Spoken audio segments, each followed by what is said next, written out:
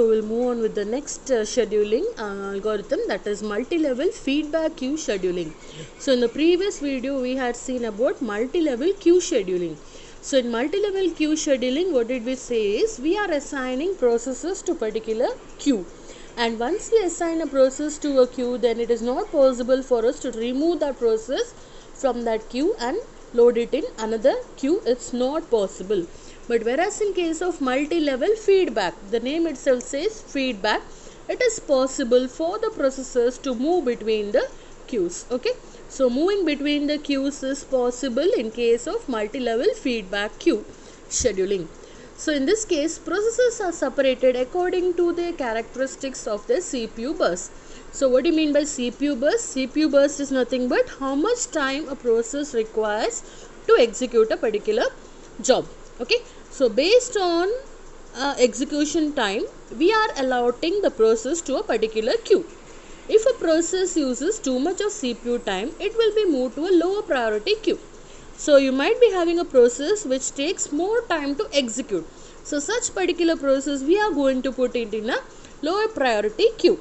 Because if you are putting a process which is taking long time to a higher priority queue, then what happens? That particular process only will be executing. Just take an example. You have a job which takes 50 milliseconds to complete. And you have a job which is taking only 1 millisecond to complete. If you are putting the job which requires 50 milliseconds to complete at a higher priority queue, then what happens? That particular job will be executing for 50 milliseconds, whereas the next process which takes only 1 milliseconds to complete should wait for the 50 milliseconds. So waiting time will be more than how much time it requires to execute. So for that purpose, what we are doing, whichever is taking more time to execute, that we are going to put it in a lower priority queue. So this form of aging prevents starvation. So starvation is nothing but you are waiting, a process is waiting for its chance to execute. So that waiting might be a very long time. So that's what we said. A job which takes only 1 millisecond will have to wait for 50 milliseconds to get its turn. So that can be avoided. Okay. So in the diagram you can see you are having 3 queues here. So this particular queue which has quantum, so this particular queue which has time quantum as 8 is 0, and this is 1, and this is queue number 2. So this is how the queue is numbered. Okay, so we'll come here. So okay, so queue 0, 1 and 2. So what does the scheduler do is, scheduler first executes all the process in queue 0. So what is happening here? So in Q0, what you have, this is your Q0. So this will be executed. Only when Q0 is empty, then you are going to execute the job or processes which are there in Q1. Similarly, only after Q1 is empty, then you are going to execute the job that is there in Q2. Okay. So suppose you are executing a job in Q1 and a process comes in which is in Q0. Okay, a process comes in here. Then what happens? This particular job which was executing in Q1 will be preempted. Okay, so this will be preempted, and again Q0 what process you have, that will start executing. So similarly here what example they have given, a process that arrives from Q1 will preempt process Q2. So here what they've taken example of Q2 and Q1. Q2 will be executing. That time if you have a job at Q1, then what happens?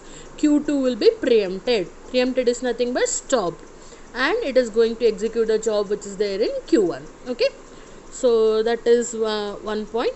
Next we'll come to the next thing. A process entering a ready queue is put it in Q0. So Q0 is nothing but which is having time quantum 8. A process in Q0, in this case it is 8 milliseconds. Time quantum is 8 milliseconds. So process can execute for 8 milliseconds at a time. If it does not finish within this time, it is moved to the tail of the next queue. So what you are saying here? So we'll tell here, you have a process which takes 10 milliseconds to complete. Okay, so it will be initially it will be put to Q0 where the time quantum is 8 millisecond. So it is not finishing in that 8 millisecond. That time what happens, that is fed to the tail of the next queue. So this is the meaning of multi-level feedback. So from one queue it is fed to the next queue. Okay. If Q0 is empty, the process at the head of the Q1 is given a quantum of, now in this case, quantum of 16 millisecond. If it does not complete, it is preempted into Q2. Similarly, if it does not finish within the 16 millisecond, it is fed to the next queue. The process in Q2 are run on FCFS basis, but are run only when Q0 and Q1 is empty. So what is this? The Q2 is executed on first come first serve. So a process which is there in first Q2 is executed only if Q1 and Q0 and Q1 are empty. Okay, so this is the meaning of your multi-level feedback queue scheduling. So I hope you have understood. So here one more point what they are saying, define with the following parameters like number of queues. Now in this case 3 queues are there. It's possible that you can have more. Then scheduling algorithm. So each of the queues are having some scheduling algorithm. So according to this, Q0 is using round robin scheduling algorithm. Q1 is also using round robin, whereas Q2 is using your first come first serve. Method used to determine when to upgrade a process to higher priority. So that is one thing, lower priority. Yes, so these are the different parameters. So just remember, the main thing what you have to remember is, in multi-level feedback it is possible for us to move the process from one queue to other.